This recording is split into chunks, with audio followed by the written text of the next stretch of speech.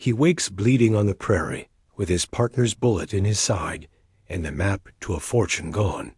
She gives him water, a saddle, and a reason to fight. Now they're riding straight at the judge to burn his empire down. The first thing he knew was thirst, a rasping file in his throat. The second was the sun, a merciless hammer beating on his eyelids. He tried to move, and a chorus of fire screamed from his side, his shoulder, the back of his head. He pried one eye open. The prairie grass was stained dark and sticky beneath him. A brass shell casing glinted an inch from his nose. His own, he remembered, fired at a man he'd called a partner. The memory came back in a sickening lurch.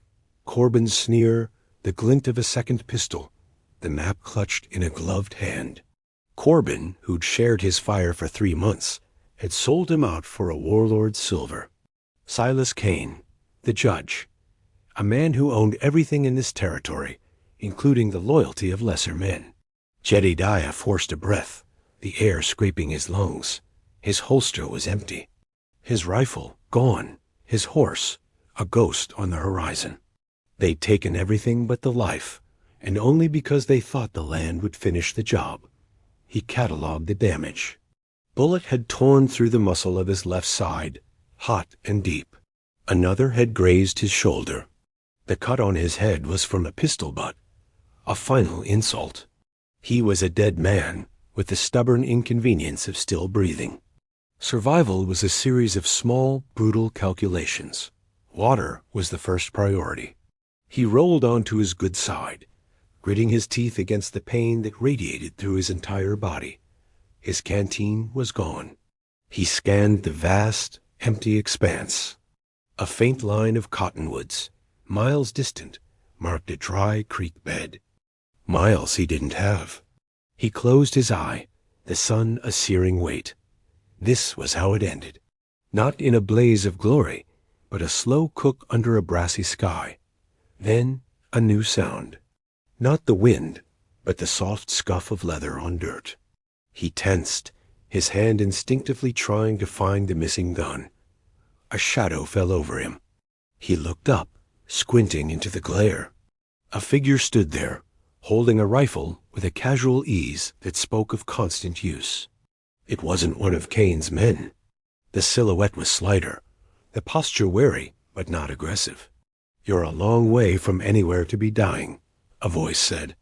It was a woman's, clear and steady, with no room for pity. He watched her boots as she knelt beside him. They were worn, practical. She nudged his bad shoulder with the toe of one. He didn't flinch. "Who did this?" she asked. "Friends," he rasped, the single word a testament to his own damned foolishness. She didn't smile, but a flicker of something understanding, maybe, crossed her face. She unslung a canteen from her shoulder. "Drink slow." He did, the water a miracle on his cracked lips. It wasn't mercy. It was an investment. She was deciding if he was worth the trouble of saving. He saw her eyes scan the scene, the tracks, the spent casings, the direction his horse had fled. She was reading the story of his failure. "They took a map," he managed, the words tasting of blood and dust. "Ledger map. To the cinder cone lode." Her eyes narrowed. The name meant something to her. "That's Kane's work. He's been sniffing around those hills for a year." She stood, her decision made. "Can you ride?" He looked at the horse she led, a sturdy buckskin. "I can stay on." "That's about it. It'll have to be enough," she said, turning to fetch her mount. "The name's Elara Vance. My father's ranch is half a day's ride from here. If you can make it, you can live. If you can't, the buzzards get their meal." He watched her, this severe angel of the prairie. She wasn't offering comfort. She was offering a chance, and in this land, that was the only currency that mattered. With a groan that was half pain, half raw determination, Jedediah Stone began the agonizing process of getting to his feet. He had a debt to repay, and it could only be settled in blood. The Vance Ranch was less a homestead and more a fortress against the prairie. A low-slung adobe house, A solid-looking barn and corrals built from thick weathered timber were all enclosed by a stone wall that was waist-high but spoke of foresight.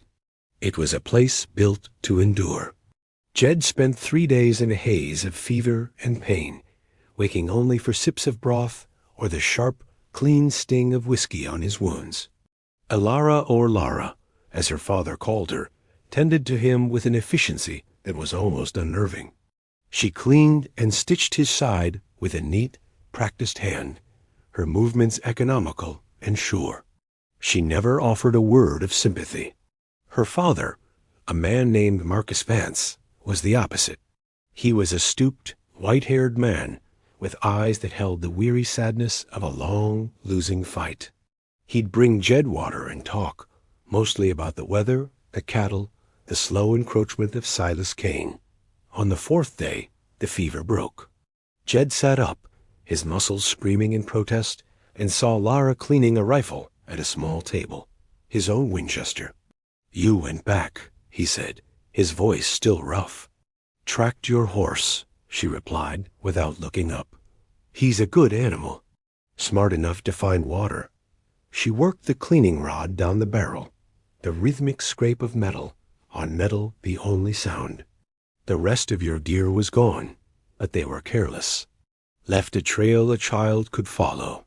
He swung his legs over the side of the cot, testing his weight. The pain was a dull, persistent ache now, a reminder. Kane's men. It wasn't a question.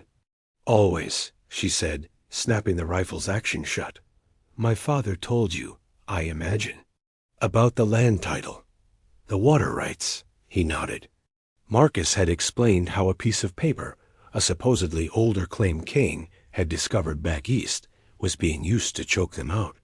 The Vance Ranch held the only reliable year-round spring in the sector, and Kane wanted it. The Cinder Cone silver lode, Jed now realized, was just the final piece of the puzzle. The map he'd spent a year finding, the one Corbin had stolen, pinpointed a rich vein of silver deep inside the hills that bordered the Vance property. With that silver, Kane could bring in enough men and lawyers to crush anyone who stood in his way. "That map is my pay," Jed said, his voice hard. "A year of my life. I aim to get it back." Lara finally looked at him, her gaze direct and unflinching. "That map is the knife at my family's throat. If Kane starts pulling ore out of that lode, he'll have the capital to buy the territorial judge and seize this land before the circuit marshal even gets here. He's already started moving heavy equipment up from the rail spur." She stood and leaned the rifle against the wall. "You know the men who took it. You know how they think. I know this land. Every rock, every ravine, every dry well, for 100 miles. The offer hung in the air between them, unspoken but clear. It wasn't an alliance of friendship. It was a partnership of necessity, forged from mutual desperation. "I need a gun," Jed said. "A horse, and a week's worth of supplies." Lara gave a curt nod. "We have the first 2. Supplies will be tight. We'll have to hunt." "And you?" he asked. "What do you get out of this, besides Kane off your back?" "I get to fight," she said, and for the first time a raw emotion broke through her stoic exterior, a flash of fierce, defiant anger. "I'm tired of watching my father waste away, waiting for a law that serves men like Kane. I want to see his face when we take it all back from him." Jed looked at his bandaged side, then at the determined set of her jaw. He'd come to this territory seeking a fortune. He'd found betrayal instead. Now, in this small, besieged ranch house, he'd found something else. A mission, justice, repayment. Whatever you called it, the trail ahead was the same. "We leave at dawn," he said. Dawn broke cold and sharp, painting the eastern sky in shades of bruised purple and blood orange. The air was thin, carrying the scent of dust and sage. Jed moved with a deliberate stiffness, his side a constant, grinding reminder of Corbin's treachery. He checked the action on the Winchester, the familiar weight a small comfort. Lara was already by the corral, saddling the buckskin and a tough-looking gray gelding. She moved with the fluid grace of someone who had performed this ritual thousands of times. There were no wasted motions. She'd packed light, 2 bedrolls, a sack of dried jerky and hardtack, and 2 large canteens. Ammunition was scarce. They had 30 rounds for the Winchester and 20 for the Colt Peacemaker she'd given him, its grip worn smooth with use. Her own pistol, a smaller but equally well-maintained revolver, was strapped to her hip. Marcus Vance stood by the gate, his shoulders slumped. He handed Jed a leather-bound field glass. "Belonged to my father," he said. "Lets you see trouble from a long way off." He looked from Jed to his daughter, his eyes full of a fear he was trying to hide. "Lara, I know, father," she said, cutting him off gently. She swung into the saddle. "We'll be back before the week is out." The old man didn't look convinced. He just nodded, his gaze fixed on the hostile horizon. They rode out, not speaking. The silence of the prairie was a living thing, broken only by the creak of saddle leather and the rhythmic plodding of the horses. Yet's focus was on the ground, his eyes scanning for the subtle signs of passage. He wasn't just looking for Corbin's trail. He was relearning the language of the land, a language he'd almost forgotten in his fevered state. Lara rode beside him, her gaze sweeping the ridgelines, watching for movement. They were a study in contrasts. He was focused on the past, the tracks already made. She was focused on the future, the dangers that lay ahead. After a few hours, Jed reined in.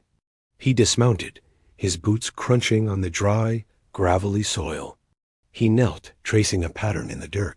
5 riders, he said, his voice low. 4 shod horses, 1 unshod, probably a pack mule. They're moving heavy, not trying to hide their trail. Lara dismounted and studied the tracks. They're heading for the old mission pass. It's the only way to get a wagon through the Black Creek ravine without a 3-day detour. Jed straightened up, the effort sending a jolt of pain through his side. He ignored it. How far ahead? "A full day," she said. "Maybe more." They stopped here. "Long enough for a cold camp."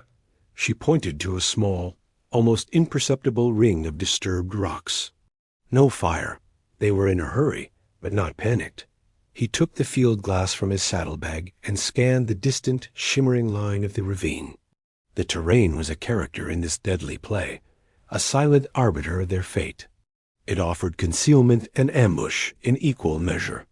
Every bluff, every dry wash, every stand of skeletal, sun-bleached trees was a potential trap. They pressed on, the sun climbing higher, beating down on them. The initial adrenaline of the chase was giving way to the grim reality of the task ahead. They were 2 people with 50 bullets against a crew of hardened men led by a warlord, who considered this land his personal kingdom. They stopped at midday to water the horses from a canteen, rationing the precious liquid. Jed chewed on a piece of jerky, the tough, salty meat a poor substitute for a real meal, but it was fuel. "Corbin," Lara said, breaking the silence. "What's his story?" Jed stared at the horizon, the memories unwelcome. Ex-cavalry scout. Good with a rifle. Better written a map. I thought he was solid. We worked the same claim for 6 months. Shared everything. He shook his head, the bitterness a foul taste in his mouth. Turns out his loyalty was for sale. Kane must have offered him a bigger share than I could. "Everyone has a price," Lara said. It wasn't cynical, just a statement of fact. Kane just happens to be the highest bidder in these parts. They mounted up and continued the pursuit. The land grew harsher, the sparse grass giving way to rock and scrub. They were entering the badlands, a maze of canyons and mesas where the trail would be harder to follow, and the opportunities for an ambush would multiply. The ticking clock wasn't just the arrival of the marshal. It was the dwindling supply of water in their canteens and the limited number of cartridges in their belts. Every decision, every mile gained, had to be weighed and measured. There was no room for error. They found the first sign of trouble where the trail dipped into a winding, rock-strewn arroyo. A dead campfire, its ashes cold. Jed knelt, sifting the gray dust through his fingers. "Less than 12 hours old," he said, his voice a low murmur. "They're slowing. The wagon must be having a hard time in this terrain." He pointed to a set of deeper ruts cutting through the sand, and next to them, the distinct imprint of a discarded whiskey bottle. Getting careless. Or confident. Lara stood watch on a small rocky outcrop, the Winchester held at a low ready. Her eyes never stopped moving, scanning the jagged cliffs that hemmed them in. "Or they're setting a trap," she said. "This is a good place for it. A classic choke point." Jed nodded in agreement. He could feel it too, the subtle shift in the atmosphere, the sense of being watched. He drew the Colt, its weight a familiar reassurance in his hand. "We leave the horses here," he whispered. "Go on foot. Use the high ground." They tethered the mounts in a small hidden alcove, giving them the last of their grain. Moving on foot was slower, but quieter. It turned them from pursuers into hunters. They climbed the side of the arroyo, the loose scree sliding under their boots. Every step was a risk, every dislodged pebble a potential alarm bell. From the ridge, they had a clear view of the winding canyon ahead. Jed raised the field glass, adjusting the focus. He scanned the path, inch by inch. Nothing. Then he lifted his gaze to the opposite rim. And there they were. Two men, almost perfectly concealed behind a cluster of boulders. One held a rifle, its barrel glinting in the afternoon sun. They weren't looking down the trail. They were watching their back trail. It was a rear guard. A classic military tactic Corbin would have learned in the cavalry. Two of them, Jed breathed, lowering the glass. On the far side, 100 yards up, Lara sighted down the barrel of her Winchester. Too far for a clean shot with this wind. And the sound will carry for miles. "We don't shoot," Jed said, his mind racing. "Not yet. We let them think we're walking right into it." He laid out the plan in a series of clipped, terse sentences. It was risky, relying on timing and the enemy's assumptions. Lara listened, her expression unreadable, then gave a single, sharp nod. They made their way back down to the canyon floor, moving with a deliberate, almost casual pace. They were the bait. Jed could feel the unseen eyes on them, the crosshairs settling on his chest. He forced himself to walk normally, to not look up at the ridge. It was one of the hardest things he'd ever done. The trap was sprung a quarter-mile down the canyon. The crack of a rifle shot echoed off the rock walls, the bullet kicking up dust a few feet in front of them. It was a warning shot, designed to make them panic, to make them run for cover where the main force would be waiting. Instead of running, Jed and Lara dove for the same small cluster of rocks on the canyon floor, just as they'd planned. Another shot whizzed over their heads. "They've got us pinned," Jed yelled, making sure his voice carried. He fired the Colt into the air, adding to the illusion of chaos. On the ridge, the two lookouts relaxed, seeing their targets trapped and behaving as expected. They stood up slightly to get a better view, confident in their position. That was their mistake. From her concealed position on the opposite ridge, Lara had been waiting for this moment. She had circled around while Jed provided the diversion. Now she had a clear shot. The Winchester barked once. One of the men on the ridge crumpled without a sound.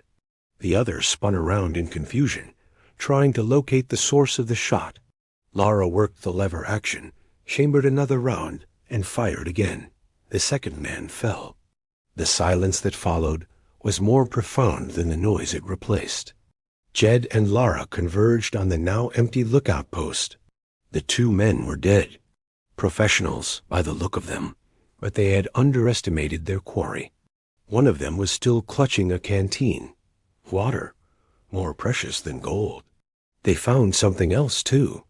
A set of fresh tracks leading away from the post, deeper into the canyon. The rest of Corbin's crew, hearing the unexpected pattern of the gunfire, would be coming to investigate. "They know we're here now," Lara said, reloading the Winchester. The hunt is over. Now the fight begins. Jed looked at the trail ahead. The intel was clear. Kane was pushing forward, and they were running out of time and territory. The next encounter wouldn't be a skirmish. It would be a battle. The trail led them out of the winding arroyo and into a wide, desolate basin surrounded by sheer cliffs.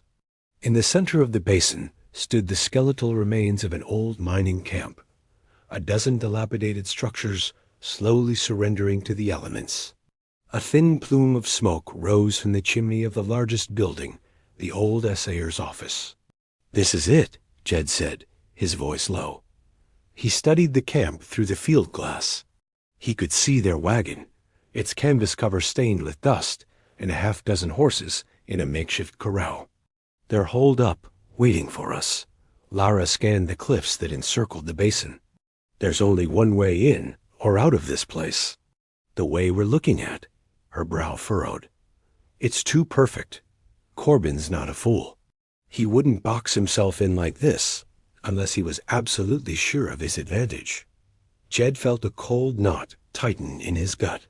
She was right. This felt wrong. It was too easy, too obvious. This wasn't a defensive position. It was a cage. "It's a trap," he said, the words tasting like ash. "The men on the ridge weren't a rear guard. They were hurting us." He swept the field glass across the rim of the basin, searching for the telltale glint of a rifle barrel, the unnatural shape of a man against the rock. He saw nothing, but he could feel them. A whole crew of them, hidden in the rocks above, waiting. They had been outmaneuvered. The pursuit had been an illusion, a script written by Corbin, and they had played their parts perfectly. The captured lookout, the intel he might have given them, it was all part of the setup. They were caught between the crew in the camp below and the riflemen who undoubtedly now controlled the entrance to the basin. Just as the realization dawned, a deep, rumbling groan echoed from the cliffs above the canyon entrance they had just passed through. It started as a low tremor and quickly grew into a deafening roar. Jed and Lara spun around to see a cascade of dust and rock pouring down the cliff face. Boulders the size of wagons crashed onto the canyon floor, sending shockwaves through the ground. The rock slide was deliberate, triggered by men they had never seen. Within seconds, their only escape route was gone, buried under tons of impassable rubble. They were sealed in.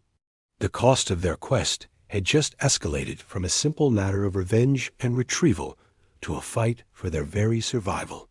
Corbin's voice, amplified by the natural acoustics of the basin, boomed from the camp below. "Stone, I know you're out there.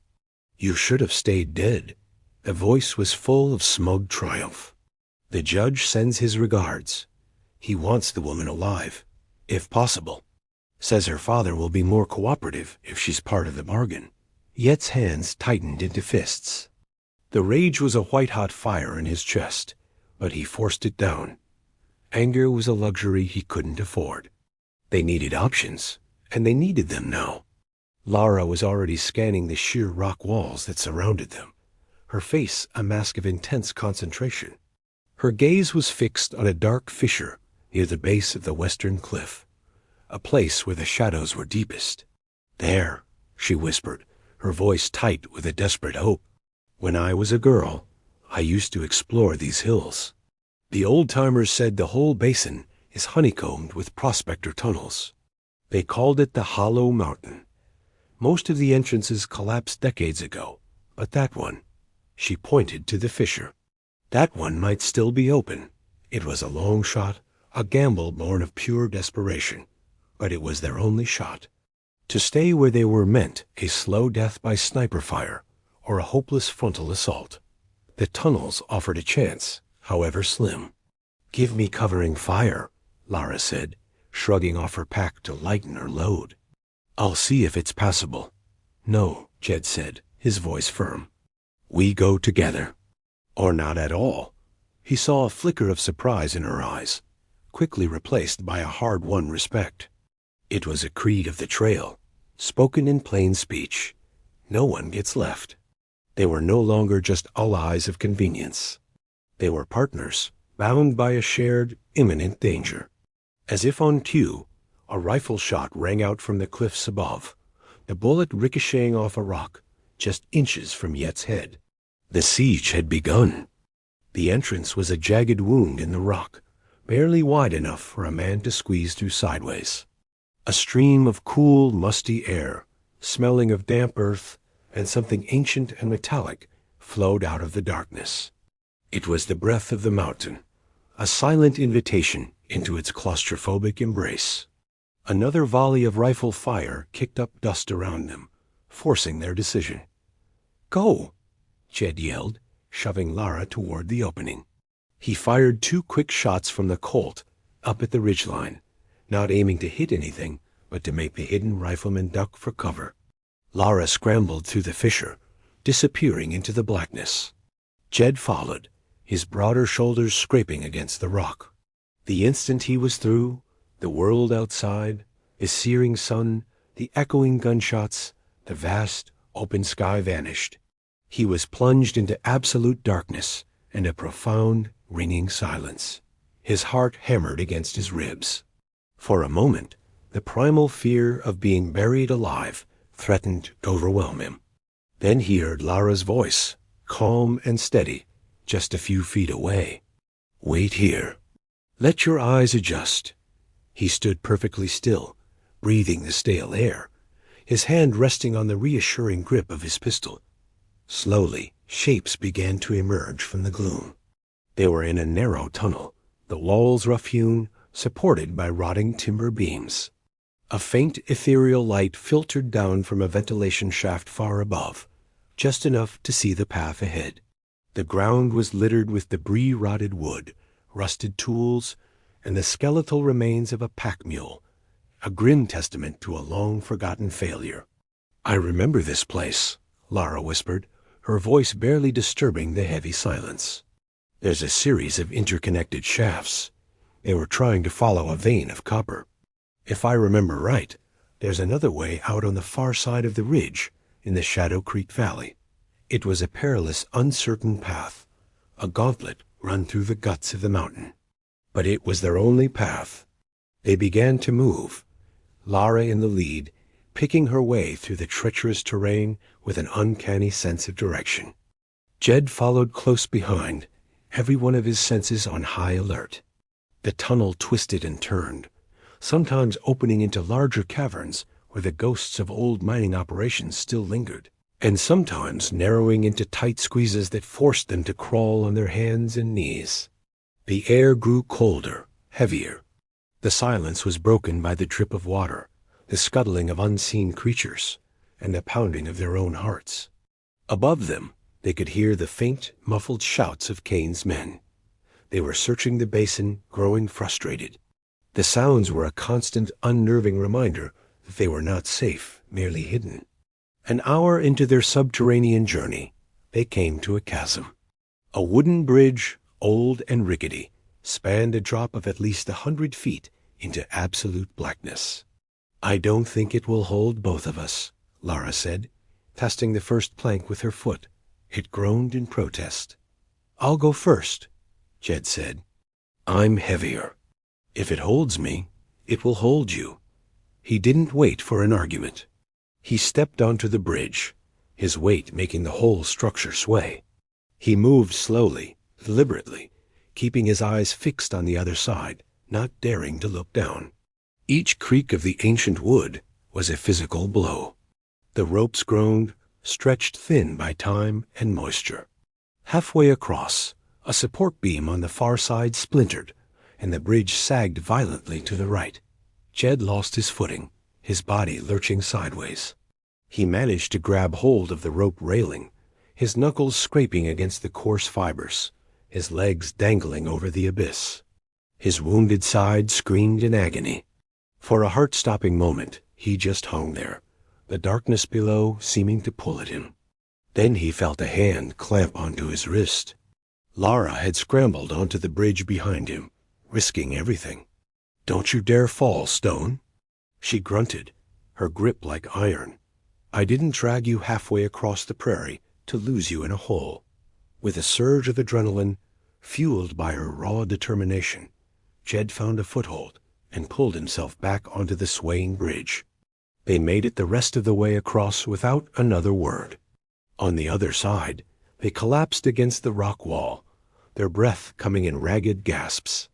The shared moment of terror had forged a new, deeper connection between them, a bond of trust that went beyond their shared mission. They were no longer just partners. They were survivors. They emerged from the mines into the purple twilight of the Shadow Creek Valley, looking like ghosts risen from the earth. They were covered in dust and grime, their clothes torn, their bodies bruised and aching. The buckskin and the gray gelding were gone, lost to Corbin's men. Their meager supplies were gone, abandoned at the mouth of the canyon. All they had left were their weapons, the ammunition in their belts, and the unyielding resolve that had carried them through the mountain. They were alive, but they were on foot, miles from civilization, with a ruthless enemy hunting them. Lara leaned against a rock, favoring an ankle she'd twisted during a fall in the dark tunnels. Jed tore a strip of cloth from his shirt and, with practiced hands, fashioned a tight binding to support it. The act was practical, necessary, but it was also intimate, a quiet acknowledgement of their shared vulnerability. His hands were gentle, his movements efficient. "We need supplies," he said, his voice a low rasp. "And a new plan. Going after the wagon head-on is suicide now." Lara nodded, testing her weight on the bandaged ankle. "There's an old prospector's line shack about 2 miles up this valley. My father used to keep it stocked with emergency supplies. Canned goods, matches, a little jerky. It's a long shot, but it might still be there." Hope was a dangerous thing in this country, but it was all they had. They set off, the forced march and exercise in pure willpower. Every step was a fresh agony for Lara, and yet side throbbed with a dull, persistent fire. The landscape here was different, lusher, with a small creek carving its way through a stand of pines. The sound of running water was the most beautiful thing Jed had ever heard. They drank deeply, refilling their canteens, the cold, clear water a balm to their parched throats. They found the shack tucked away in a grove of aspens, almost completely hidden from view. It was little more than a one-room hovel, but to them it was a palace. Inside they found treasure: a tin of coffee, 3 cans of beans, a small sack of flour, and a box of waterproof matches. Tucked under a loose floorboard was an old, oilskin-wrapped package containing a hunting knife, a small axe, and miraculously, a box of .44 caliber cartridges for Yet's Colt. It was a lifeline. While Jed built a small, smokeless fire in the stone hearth, Lara explored the rest of the shack. She returned with a tattered piece of canvas and a length of rope. "We can make a new pack," she said, her voice filled with a renewed energy. As they ate the beans, hot and savory, a comfortable silence settled between them. The shared hardship had stripped away all pretense. They had seen each other at their most desperate, and they had not faltered. They had relied on each other, and that reliance had been rewarded. "Corbin thinks we're dead or trapped in that basin," Jed said, breaking the silence. "That gives us an advantage." "He'll get cocky. He'll head straight for Redemption's Fall," Lara added. "It's an old ghost town that guards the only viable pass to the Cinder Cone. Kane's been using it as his main staging ground. It's where he's stockpiling the heavy mining equipment." Jed looked at her, a new plan forming in his mind. It was audacious, reckless, and probably suicidal, but it was better than running. "Then that's where we go," he said. "We can't outrun them, and we can't outfight them. So we get there first. We get inside." Lara's eyes lit up with a dangerous fire. She understood immediately. They wouldn't be pursuers anymore. They would be ghosts.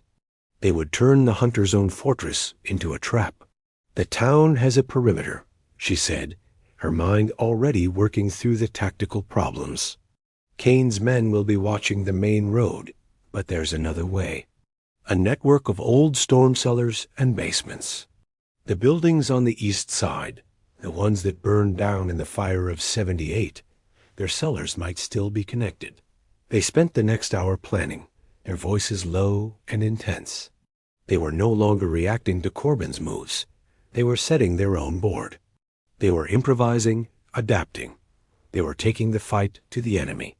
As they prepared to leave the relative safety of the shack, Jed paused and looked at Lara. Her face was smudged with dirt, her hair matted with sweat, but her eyes were clear and resolute. "You don't have to do this," he said quietly. "This was my fight to begin with."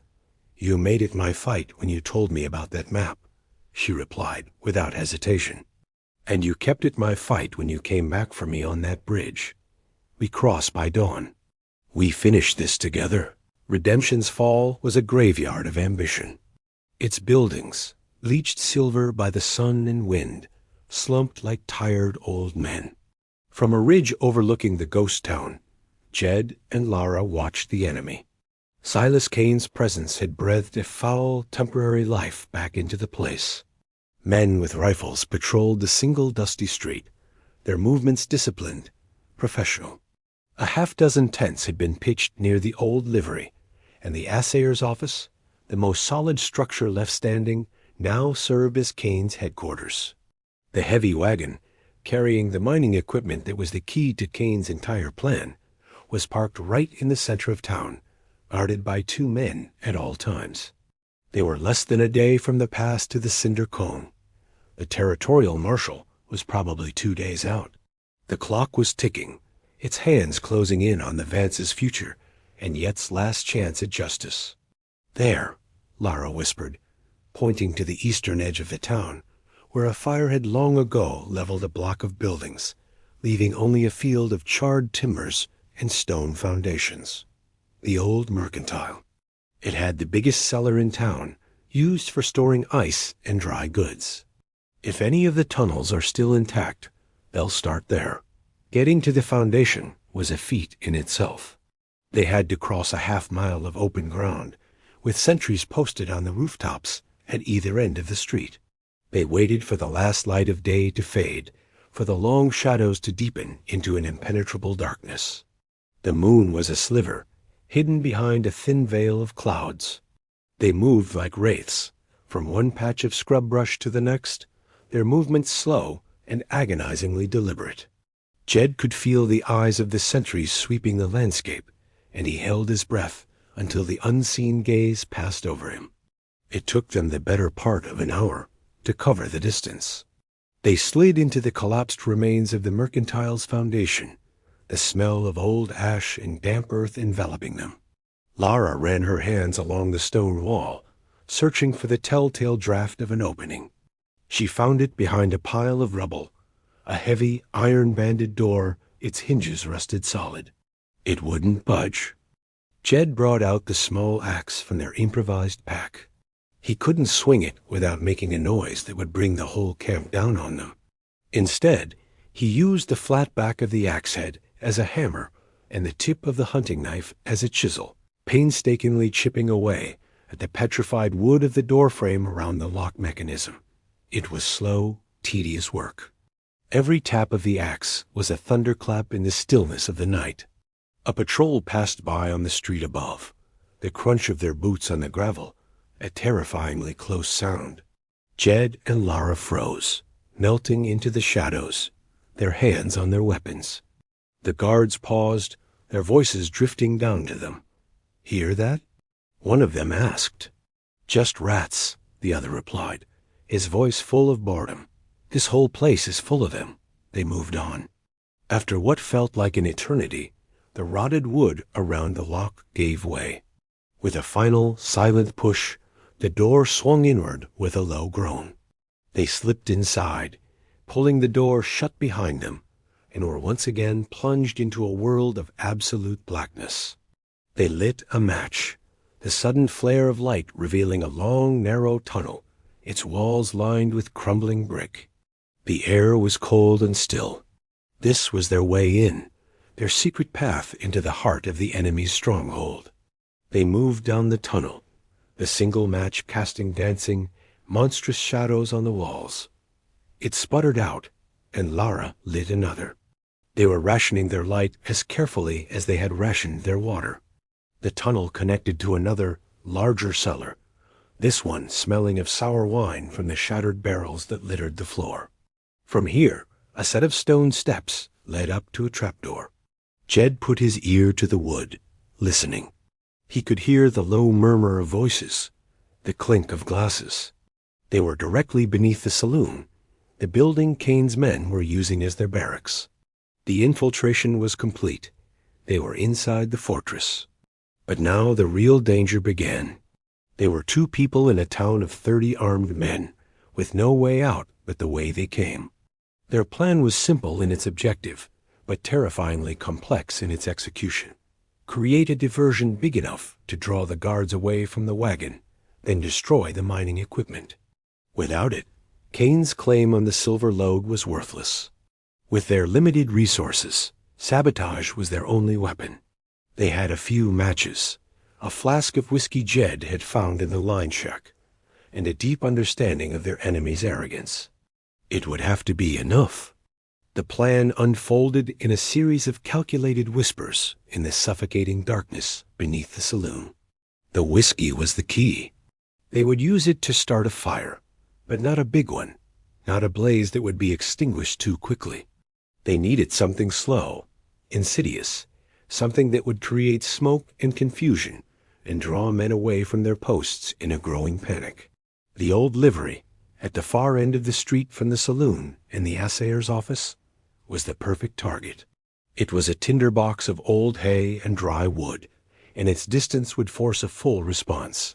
Getting there was the challenge. They found another tunnel leading from the saloon's cellar, this one a narrow drainage conduit that, according to Lara's memory, emptied into a trough behind the blacksmith shop next to the livery. It was a filthy, claustrophobic passage, barely 2 feet wide. They crawled through it, the foul-smelling mud soaking their clothes, their progress agonizingly slow.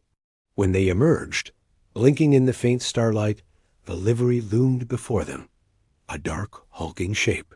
The town was quiet, the only sounds the distant laughter from the saloon and the soft nicker of a horse. The 2 guards at the wagon were silhouetted against the light spilling from the assayer's office, their attention focused inward toward the center of town. Jed and Lara slipped into the livery, the scent of hay and old leather thick in the air. They worked quickly, silently. Lara gathered a pile of the driest hay in a back stall, while Jed soaked a half-dozen rags in the last of the whiskey. He arranged the rags in a chain, a crude but effective fuse, leading from the hay pile to a small, cracked window on the side of the building. It was a delicate operation. A single misplaced footfall, a single clink of metal on stone, would bring disaster. As Jed prepared to light the fuse, a new sound reached them, the rhythmic creak of a door. A light spilled from the assayer's office. A man stepped out, a hulking figure Jed recognized instantly. It was Corbin. He stretched, then started walking directly toward the livery, probably on his way to check the horses before turning in. There was no time to run, no time to hide. They were trapped. Jed met Lara's eyes in the gloom. Her hand was on her pistol. He gave a slight shake of his head. A gunshot would ruin everything. He pointed to a stack of old saddles and gear in the corner, then to the hayloft above. They scrambled for cover, Lara disappearing behind the pile of leather, just as Jed pulled himself up into the loft, burying himself in the loose, dusty hay. He peered through a crack in the floorboards, his heart pounding a frantic rhythm against his ribs. Corbin entered the livery, a lantern in his hand casting long, dancing shadows. He walked through the stable, checking on the horses, his movements unhurried. He paused, sniffing the air. Yet's blood ran cold. Had he smelled the whiskey? Corbin took another step, his boots scuffing the dirt floor just inches from where Lara was hiding. He held the lantern up, its light sweeping across the stable. Jed could see the warm grip of the pistol on his hip, the arrogant set of his jaw. The lantern light passed over Lara's hiding spot and moved on. Corbin seemed satisfied. He turned to leave, and then he stopped. His eyes were fixed on the floor, a single dark, muddy footprint from the drainage tunnel. It was just visible in the lantern's glow. Corbin's hand went to his gun. He knew someone was there. With a sudden, explosive movement, Jed kicked a pile of loose hay down from the loft, directly into Corbin's path. It was a desperate, instinctive act of diversion.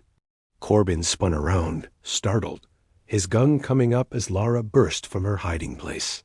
She didn't go for her weapon. Instead, she swung a heavy horse collar with all her might, hitching Corbin squarely in the chest. He staggered back, the breath knocked out of him, the lantern flying from his hand. It shattered on the floor, the oil spilling and igniting instantly. Flames erupted, spreading with terrifying speed through the dry hay. The diversion was now a raging inferno. The livery went up like a torch, flames licking at the dry, ancient timber and painting the night sky a hellish orange. Shouts of alarm echoed through the ghost town as men poured out of the saloon, their card games and conversations forgotten. The fire was the perfect diversion, far bigger and more chaotic than they could have hoped for. In the pandemonium, Jed and Lara slipped out of the burning stable, the heat scorching their backs. Their objective was just 50 yards away, the wagon, its precious cargo of mining equipment now silhouetted against the blaze. The 2 guards assigned to it had abandoned their post, drawn by the primal urge to fight the fire that threatened to consume the entire town. Corbin staggered out of the inferno, his face a mask of rage and pain, his clothes smoldering. He saw them. He let out a roar, not of warning, but of pure, personal fury, and charged after them. Ignoring the fire, ignoring his men, his world narrowed to the 2 figures who had undone him. He was a force of nature, driven by a lust for revenge. Lara reached the wagon first.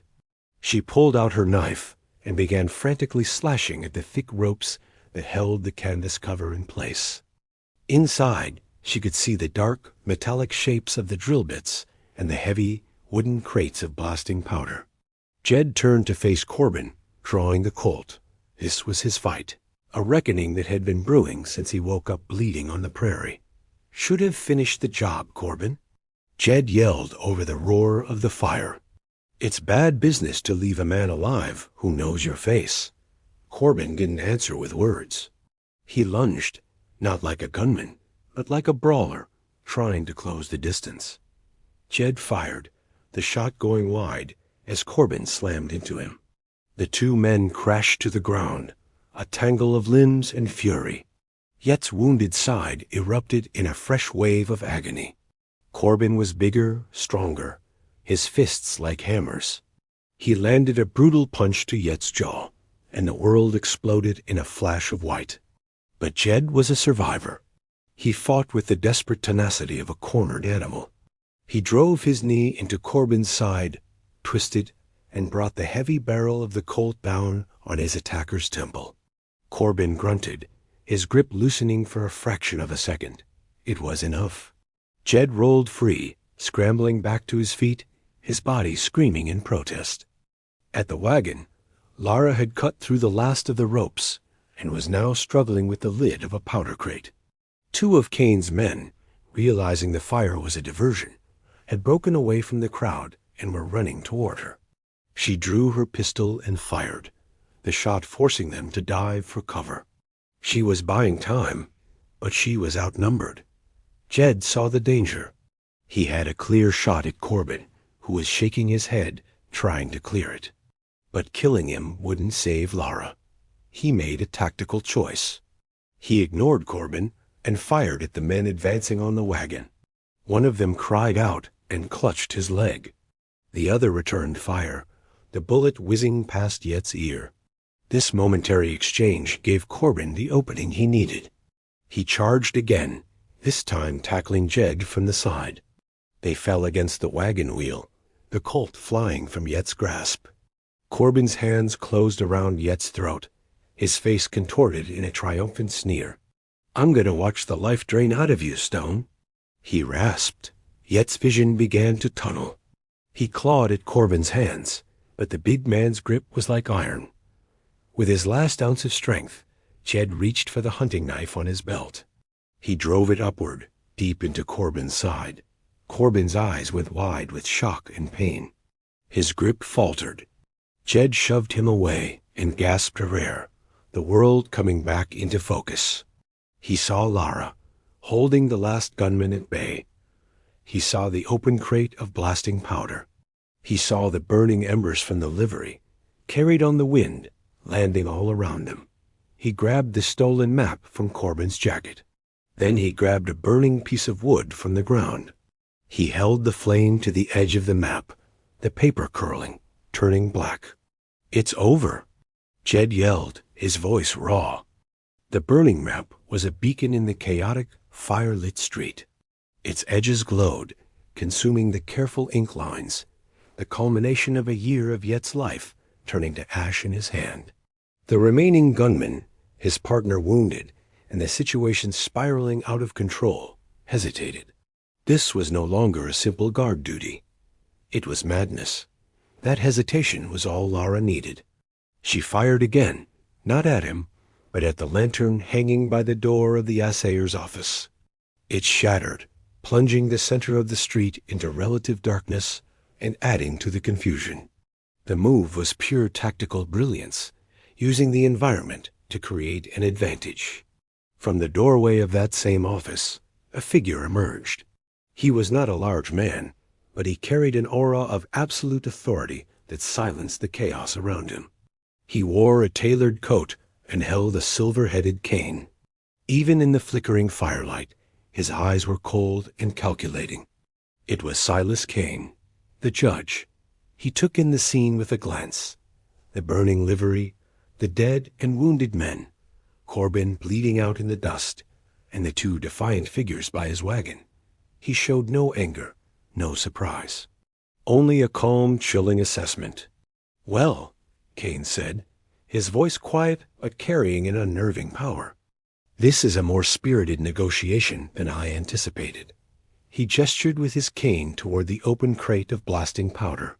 "You've made your point. But you are in my town, surrounded by my men. What, precisely, do you think you've accomplished?" "We've accomplished this," Jed said, holding up the smoldering remains of the map.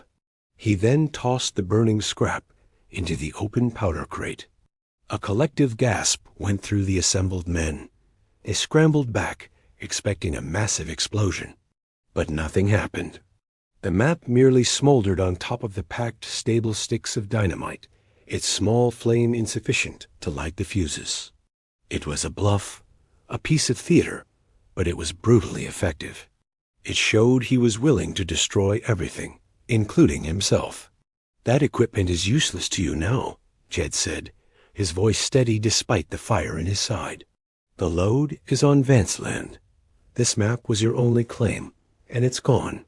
By the time you find the vein again, the marshal will be here, and he'll be looking at a signed complaint from Marcus Vance for a legal seizure of water rights, backed by a dozen witnesses who saw you set up a war camp on his doorstep." Kane's lips thinned into a bloodless line. He was a man who operated through leverage-forged papers, purchased loyalty, the threat of violence.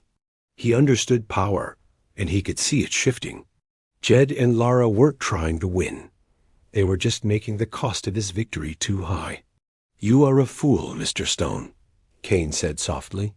"You could have been a rich man." "I'll settle for being a free one," Jed countered. Just then, a new sound cut through the night, a faint but distinct sound of multiple horses, approaching at a steady, disciplined canter. A dust cloud, visible even in the dark against the starry horizon, was rising from the South Pass. "The marshal," Lara said, her voice full of grim satisfaction. "Looks like he's a day early." Kane's cold composure finally cracked. A flicker of something not fear, but pure, unadulterated fury flashed in his eyes. He had been outplayed. A shootout now, with a federal marshal arriving, was unthinkable. It would undo years of carefully cultivated influence. He had lost his legal pretext with the map, and his tactical advantage was about to be nullified by the arrival of the law. He gave a sharp, almost imperceptible nod to his remaining men. It was a signal of retreat. Without another word, Silas Kane turned and walked back into the darkness of the assayer's office. His men began to fall back, dragging their wounded with them, their bravado gone, replaced by a sullen, disciplined withdrawal. They were beaten, not by force of arms, but by a smarter, more desperate strategy. The siege of Redemption's fall was over. As the last of Kane's men melted into the darkness, an exhausted silence fell over the ghost town, broken only by the crackle of the dying fire and the ragged breathing of the two survivors. The approaching riders were not the marshal's posse. It was a group of ranchers, neighbors of the Vances, armed and ready for a fight. Marcus Vance was at their head, his face grim, a rifle held across his saddle. He had finally chosen to fight. He slid off his horse and rushed to his daughter's side, his relief so profound it left him speechless. He simply held her, his stooped shoulders shaking. The debts were settled. Jed looked down at Corbin's body, feeling not triumph, but a vast, weary emptiness. He had his justice, but the cost had been steep. His share of the silver was gone, turned to ash. His partnership was dissolved in blood. He was left with nothing but his wounds and the grim satisfaction of having survived. Lara, seeing where his gaze had fallen, placed a hand on his arm. "It's over, Jed," she said softly. He nodded, the simple act sending a wave of pain through his body. He was running on fumes, his resolve the only thing holding him together. The ranchers helped them tend to their wounds, offering water and quiet, respectful support. They were a community, brought together by a common threat, a bond forged in the face of a shared enemy. They had chosen to stand, and in doing so, had reclaimed their future. Dawn found them on the ride back to the Vance ranch. The prairie, which had seemed so hostile and empty just days before, now felt different. It felt like home. The land hadn't changed, but they had. Jed rode beside Lara, a silence between them comfortable, charged with everything they had endured. He had come to this territory a loner, a man focused on a single, selfish goal. He was leaving Redemption's fall a different man, transformed by the crucible of the chase. He had learned the value of a true partner, of fighting for something more than just gold. At the ranch, as the sun climbed into the morning sky, they stood by the corral, the future an open, unwritten page. The silver was still in the hills, its location now a secret known only to them. It was a fortune waiting to be claimed, but neither of them spoke of it.